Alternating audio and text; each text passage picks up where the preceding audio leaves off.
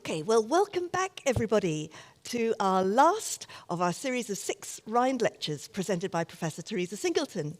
So, without more ado, we're going to get to the really fascinating thing, beyond slavery, sites of liberation.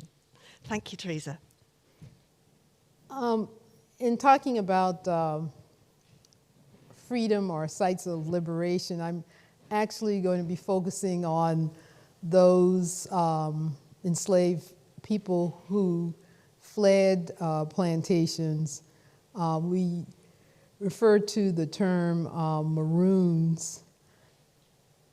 First of all, it's a global phenomena. Wherever you had slavery, you had people trying to flee slavery. And so the research now is not just being undertaken in the Americas, but in Africa and other places where you had slavery. The term maroon, I think I should start off explaining what that term means. In the Americas, the Spaniards introduce slavery or introduce Africans to the Americas, primarily in Hispaniola. And cimarron is the word that refers to as untamed and wild. And this became the term that was used for people who ran away, whether they were indigenous people, which the Spaniards also enslaved, or Africans. It also appears to be the other reason, or the other sort of word that's related to it as well is cima, which is Spanish for, or a word for Spanish for peaks. And that's where many of the first runaways in the Americas, where they went to, and again in Hispaniola, they ran to the mountain peaks. And so that's how cimarron became, or not, that's how, well, it's the two meanings, running away and then running in the mountains to the peaks. And then cimarron got anglicized to maroon, and so in English we used the term maroons to refer to people who fled from slavery. The first documented African maroon, again, is from the Spanish documents in Hispaniola, and in a letter to someone in Spain. I don't know if it was to the king himself, but someone wrote a letter saying the black man that was with the group, he fled to the mountains with the Indians. So that was in 1501. So that's the first documented reference to an enslaved person running away. Or, well, I'm assuming he's enslaved if he ran away, but he may not have been enslaved. He may have just been someone that, one of the early Africans that was brought, probably coming right directly from Spain, who, for whatever reason, he must not have been happy if he ran away to live with the Indians or the indigenous people. The term Marronage refers to the processes of slave flight, self-liberation, and survival. So when we talk about the study of runaways, frequently you'll see the term Marronage being used, and so it's talking about this whole idea of running away and self-liberating of the person or group, and then their survival. There's been really two ways, or the traditional definition for looking at maroon has been based on temporality, meaning, if it's a short-term flight in which there's the intention of returning, it's been referred to as petit marronage. And then if it's long-term, where the runaways actually make an effort to establish long-term settlement, then it's called grand marronage. And those terms have been debated, and as with most academics are, they're going to debate whether these terms are appropriate or not. But I was impressed by Sylviane Doff's her critique, in which she feels that maybe looking at spatiality, or where they ran to, might be a better way to think about maroons and marronage. And so she comes up with two terms: borderland maroons, and these are the ones who are running away, and it could be, whether forever or maybe for a short period, but they're close enough, or sort of in the in-between areas of plantations. Maybe the group that went to Cafetel Biahacas, maybe you'd think of them as borderland because they were sort of living in the nearby caverns and overhangs. And then she refers to hinterland maroons, who lived in more secluded and difficult places to access.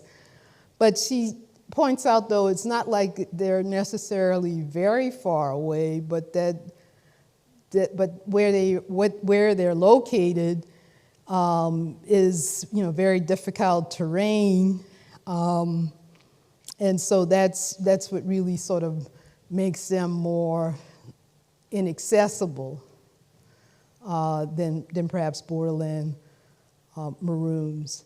So having read her work and having gotten sort of interested in maroons when I was working in Cuba, I thought, well, if I did a study on maroons, that maybe I would use her concepts, because the spatial definition, I think, works best for archaeology. The temporal definition is sort of difficult because, well, just trying to determine whether a place had been occupied, how long it had been occupied, is not always that easy in archaeology. So maroon communities coexisted with slavery. They formed their own independent communities, fought wars with slaveholders, and they sometimes relied on other enslaved people for their survival. And again, the example from Cuba that I mentioned. In other cases, they made peace with their slaveholders and served even as slave catchers. That was certainly the case with some of the maroons in Jamaica, for example. They signed a treaty and even today have a sort of semi-autonomy from the nation of Jamaica. And maroon settlements are called by different names. In Spanish colonies, they're usually referred to as palenques. In Brazil, quilombos. In Dominican Republic, or in Española, well, specifically in Dominican Republic, Manieles. And I'm still trying to figure out where that term came from, but that's the only place I know where it's called that. And there also are other local terms for their settlements, and so these would be like longer term settlements, not not some place where they're just taking refuge temporarily. So I'm showing you some slides that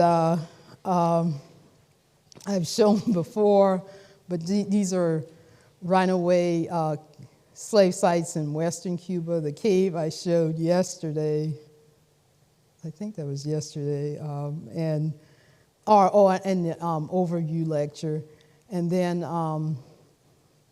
I just showed this other slide of sort of the area around the coffee plantation, Biahuacas. And then I'm also showing again the map of just the proximity of the sightings of these various maroon communities, and how close it was to Biahuacas, but there are also other plantations in that area as well that are not shown on the map. And we may think of a cave as a temporary refuge for runaways, but Cueva El Grillete, actually one of my graduate advisors when he was living and working in Cuba, he now lives in the United States. He partially excavated a cave that I've not seen this cave. I'm hoping the next time I go to Cuba I might be able to see it. But it probably could have housed as many as 200 people or more. And while it's hard for me to imagine that many people living in a cave, regardless of how large it is, there were reports from the colonial authorities. Sometimes I think they were exaggerating, but I remember this one report in which the person said there are at least 300 men, women, and children living in this cave. And so you figure, well, maybe not 300, but maybe at least 100. I mean, even 100 people in a cave just sounds like a lot. And again, if it's a very large cave, that's possible. So certainly in Western Cuba, most of the palenques were really often in these large caves. They didn't have, the outdoor or open air settlements. And a cave would have provided some of the same conditions that, if you built a well, you wouldn't have to build a palisade, right? The cave would provide you, the walls of the cave would provide you with a protection, from the elements, but then also from, defensive as well. So this could be hard without my glasses. I don't know where I put them, but anyway. So this is where I'm working in the Dominican Republic. It's been it's been sort of slow going. I keep losing my collaborators, and I think it's in my purse maybe.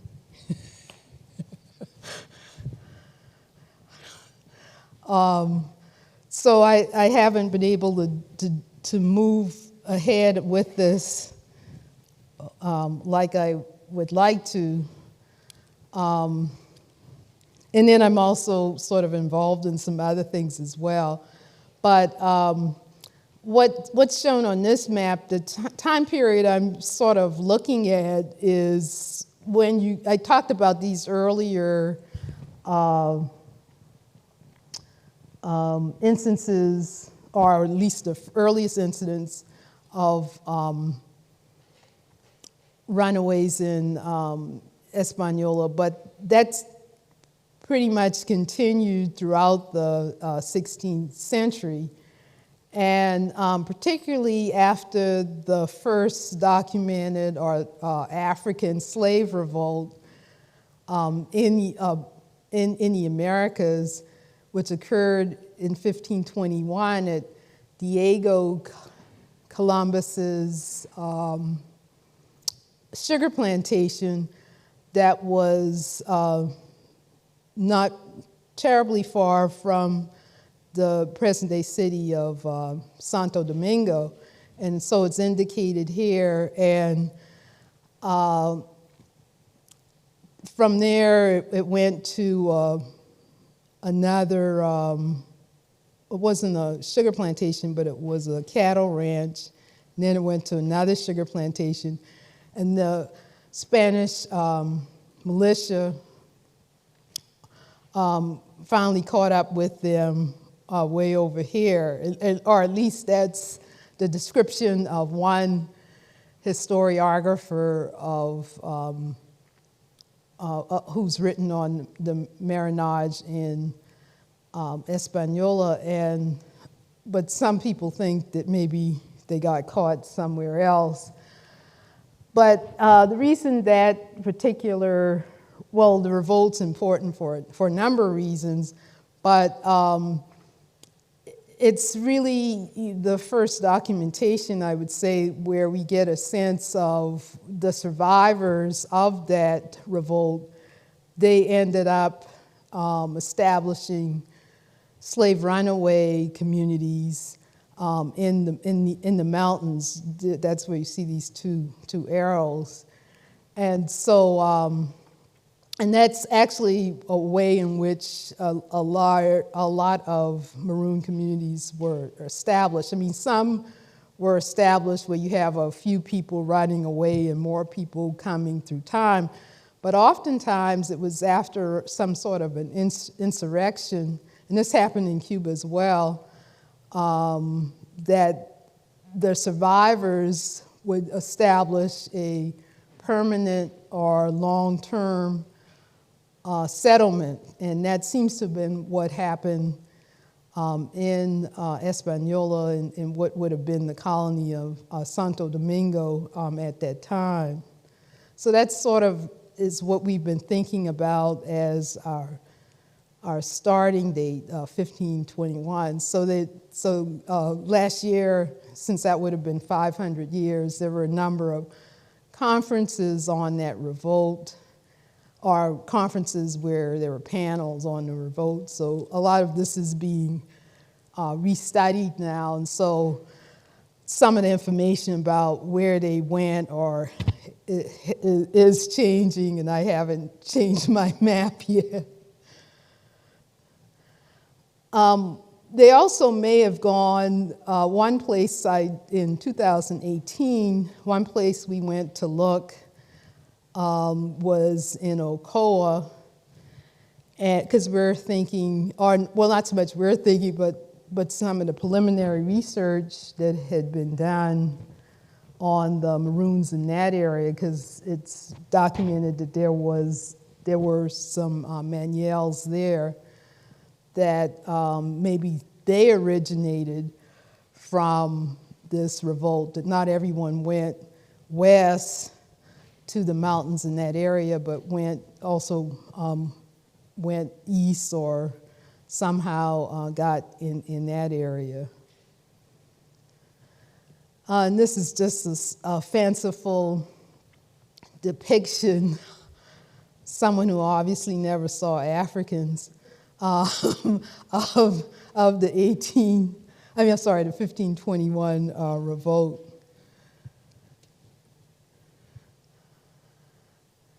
And some of the survivors, actually most of the people survived, so that, I mean, there were some people that perished, but most of them did survive, and they sought refuge with an indigenous leader, Enriquillo, who'd been a Taino chief, and he also had led a revolt, I think it was 1519. And he was also, because he had been in servitude, he wasn't enslaved with the Spaniard. So there was some collaboration between the indigenous people and or the indigenous communities and Africans, at least in terms of them running away from servitude or slavery. And by the 1520s or after the revolt, Maroons increasingly become a problem for the Spanish slaveholders, as they organize Maroon communities. As Sebastian Lemba, he's one of the leaders of the Maroon community. He's been given a lot of attention in the historiography of Marronage in the Dominican Republic. And that's a statue erected of him near, in front of the National Museum. So as I pointed out that they're called Maniels, the Maroon settlements in the Dominican Republic, and I'm not sure the origin of the term. One possibility is possibly it is an indigenous term where at least one of the provinces of the Taino, this map to my, I guess to your left, shows 5, those are supposedly the 5 chiefdoms that were in the for the whole island of Hispaniola, at the time of European contact. And this one place, which is actually near Ocoa, where I went in 2018, was called Maniel. And so it's possible that that's where the term came from, but I'm not sure exactly what it means or anything of that sort. And my collaborator that I have now, I don't think she thinks that's the origin, but anyway, I mean, it's as close as I could come to something, a word that sounds like it or looks like it. Caves offered refuge, like I mentioned, until longer-term settlements were established. And in the Dominican Republic, at least, a lot of these caves are used today as sacred places. So that prevents you really doing any kinds of excavations in them. But I think the fact that they are used, you find altars, and actually there's one large cave that there's a whole church built, place of worship built in the caves. So that's how a lot of these caves have been reused today. This shows the 2 sort of areas where, at least from written records, you had a lot of Maroon settlements and activities. The one to the right is the area where I'm trying to work and find sites. And then the one further down to the west is, it's in an area, the mountains, the Baurucu Mountains, and there's been some work done there years ago. Other people have tried to find some sites over there, but they haven't been successful, so I thought that I would try to focus on this area, the area that's circled that's to the right.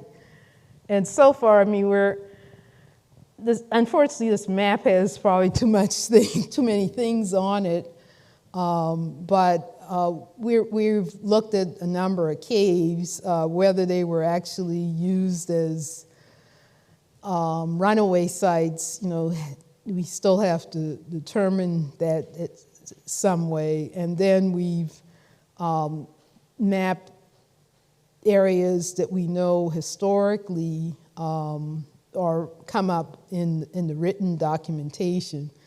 And so, but we haven't ground truth anything yet, because initially I was really envisioning this as somewhat of a mapping project to just get a sense of the distribution of places rather than just focusing on one settlement.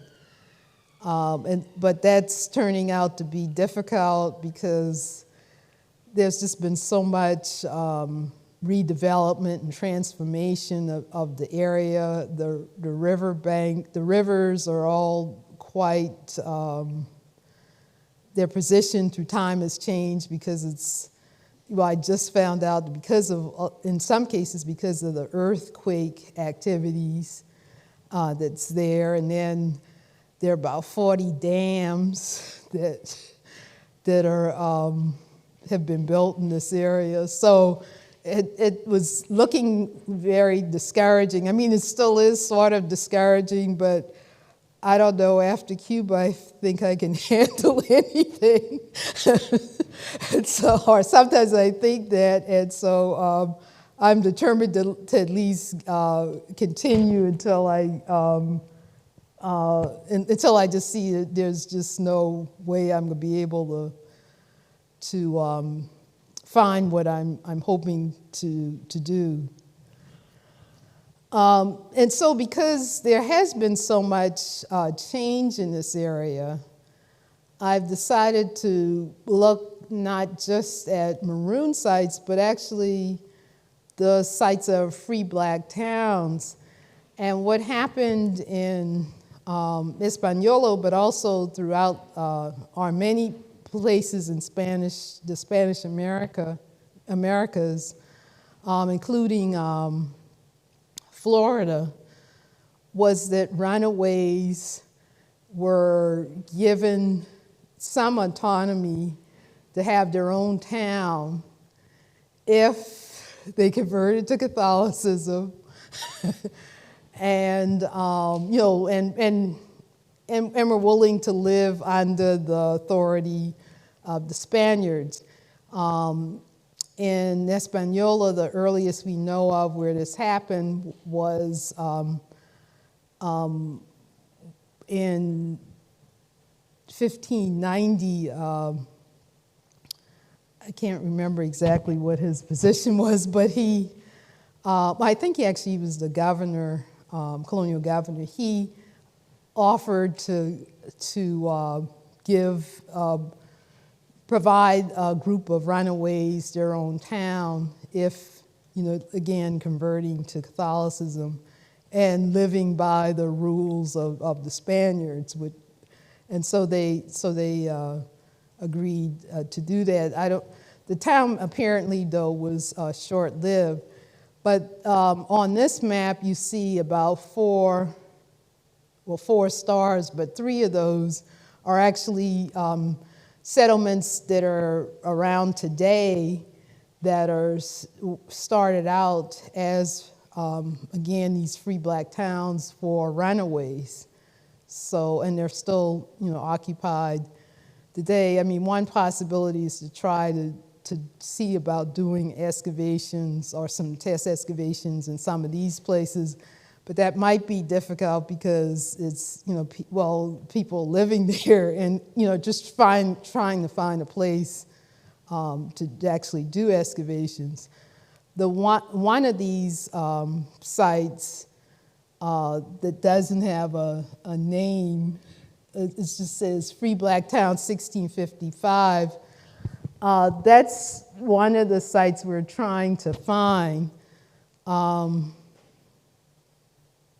So I guess I have this out in order. These are just some of the artifacts that you would find at some of the slave runaway sites. And these slave this chain presumably is associated with shackles, was found in a cave, not in the project area, but over in the Baurucu Mountains, as is this fututu of flute-like instrument that's made from a conch shell that was used for communication.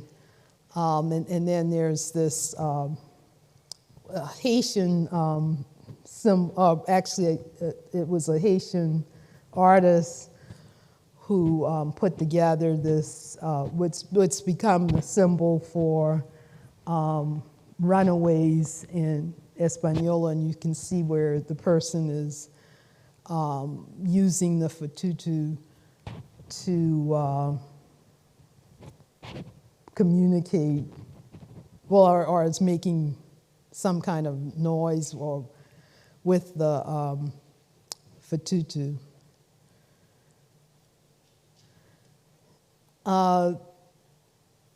So I'm moving back to looking at the free black towns, and I say that the same thing happened with runaways in Florida, in colonial North America, the Southeast, the same area I've been talking about in the past few lectures, but not looking at but I hadn't talked really about the Spanish period. And in St. Augustine, what you had there is you had runaways running away from rice plantations in South Carolina to Florida, to St. Augustine. And what happened there was that they were given their freedom if they converted to Catholicism, but in their case, they also had to help the Spaniards defend against the English, particularly when Oglethorpe came to establish, or who eventually established the colony of Georgia.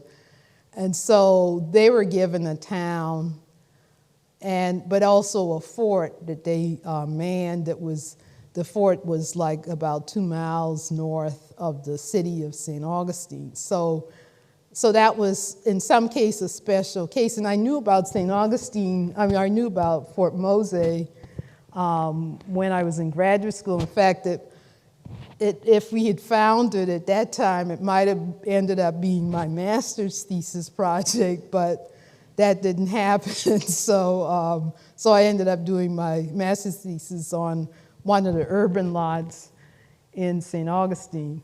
But I didn't realize until just I'd say the past 3 or 4 years, that this sort of situation, what's been called the religious sanctuary period, where runaways from either colonial territories, if they made it to a Spanish territory, it wasn't an automatic thing. They had to sort of prove that they would be their allegiance to the Spaniards. Like I said, they had to convert to Catholicism if they weren't already Catholic. Or sometimes the people would claim that they were already Catholics, and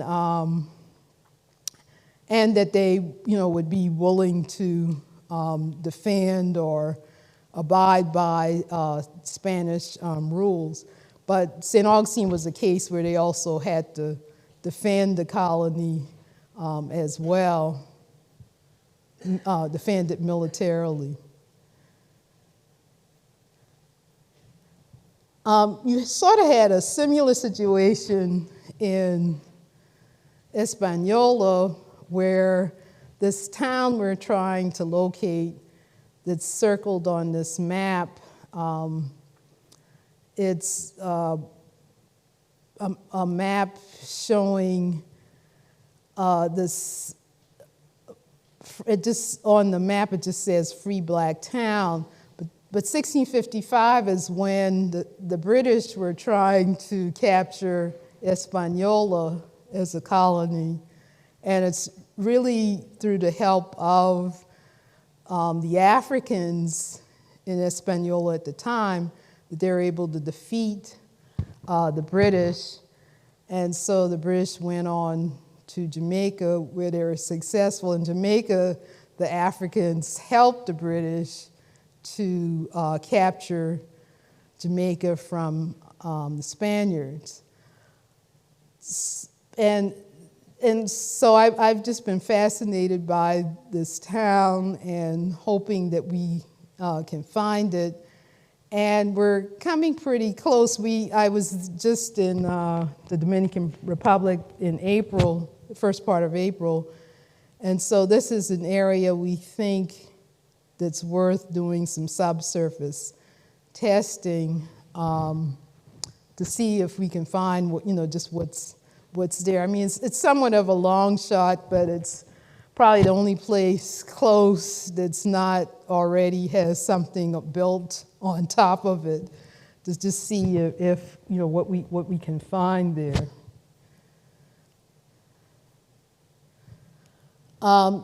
But we haven't totally abandoned the looking at slave runaway sites. Again, another sort of unplanned, another moment of serendipity occurred. Our driver, who was taking us around to various places, we went to Maniey, which is, Maniey is the name of a river, but also a town and province.